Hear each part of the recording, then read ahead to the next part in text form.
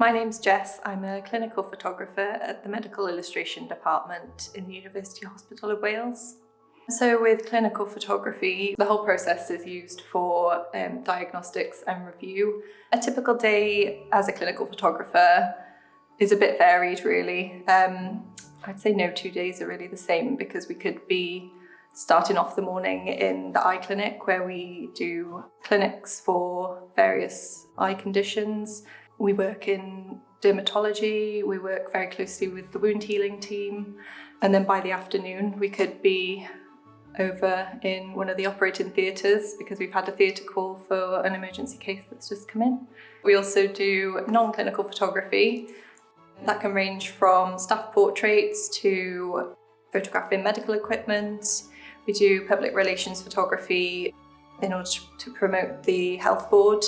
We work to a thing called standard representational photography. If we're taking a photo, we have ratios and certain views that we use so that they're repeatable. So it doesn't matter who's taking the photo or who the patient is, it can look the same over time. So for example, in dermatology, we might get a patient come in with a skin lesion, and we'll take the initial photos to show what the lesion looks like as it is. And from there, they may be booked in to have the lesion removed.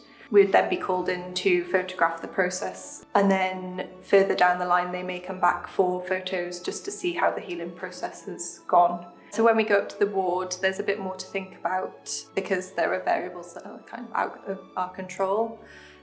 The patients may be less mobile, so we might have to photograph them while they're in bed.